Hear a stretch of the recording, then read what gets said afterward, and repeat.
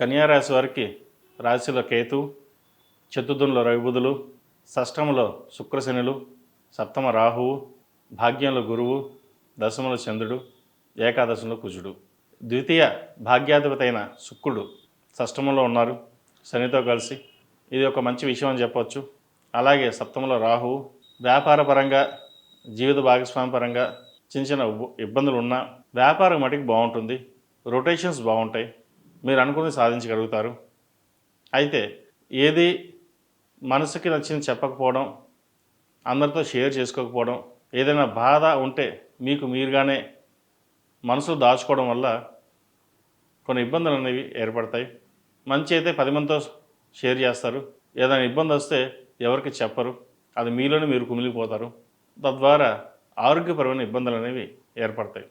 కాబట్టి ఏదైనా సరే మంచి కానీ చెడు కానీ నలుగురితో షేర్ చేసుకోండి. దాని ద్వారా ఇబ్బంది లేని వాతావరణం నెలకొంటుంది. అలాగే ఈ వారం దైవ దర్శనాలు చేసుకోవడం, బంధువులతో కలిసి ఆనందంగా గడపడం చేస్తారు. భాగ్యంలో వక్రించిన గురువు కొన్ని మంచి ఫలితాలనే ఇస్తారని చెప్పవచ్చు. ఏదైనా పెండింగ్ పనులు ఉంటే పూర్తవుతాయి. చిన్న చిన్న ఇబ్బందులు ఉన్నా కూడా అవి తొలగిపోయే అవకాశం గోచరిస్తుంది. అయితే కెరియర్లో ఉద్యోగరీత్యా మటుకి చిన్న చిన్న ఇబ్బందులు ఉంటాయి. దశమంలో చంద్రుడు ఉన్నాడు. మనసు స్థిమితంగా ఉంచుకోవడం, ఒకవేళ ఉద్యోగం మారాలనుకుంటే కొంత వేచి ఉండడం చెప్పదగిన విషయం కూడా. ఇటువంటి విషయ వ్యవహారాల్లో నలుగురి సలహాలు సూచనలు తీసుకోవడం చెప్పదగినది. మీకు మీరుగా కొన్ని నిర్ణయాలు తీసుకుంటారు. అవి ఇబ్బందికరంగా మారే అవకాశం గోచరిస్తుంది. ఉద్యోగం కావచ్చు, వ్యాపారం కావచ్చు, ఏ విషయ వ్యవహారాలైనా సరే 1కి 4 సార్లు ఆలోచించండి. లేదంటే ఎవరితోనైనా చర్చించిన తర్వాత ముందుకెళ్ళండి. మంచి ఫలితాలు సంప్రాప్తిస్తాయి. ఈ రాశిలో జన్మించిన విద్యార్థులకు ఈ వారం బాగుందని చెప్పచ్చు. ఎడ్యుకేషన్ పరంగా మీరు తీసుకున్న నిర్ణయాలు కలిసి వస్తాయి. వైద్య వృత్తికి సంబంధించి, బిజినెస్ మేనేజ్మెంట్లో సంబంధించిన విషయ వ్యవహారాలు అనుకూలిస్తాయి. అలాగే విదేశీ వ్యవహారాలకు సంబంధించి అనుకూలంగా ఉంటాయి. పాస్పోర్ట్ విషయంలో, వీసా విషయంలో చిన్న ఇబ్బందులు ఉన్నా వాటిని అధిగమించగలుగుతారు.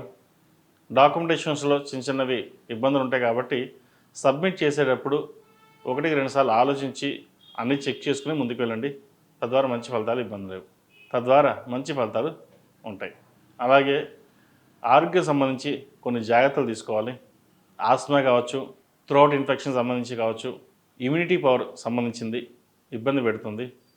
కాబట్టి వాటి విషయంలో కొన్ని జాగ్రత్తలు తీసుకోవడం చెప్పదగిన సూచన.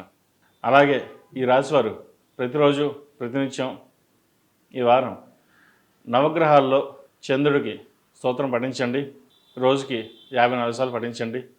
అలాగే శివాలయం దర్శనం చేసుకోవడం చెప్పదగినది.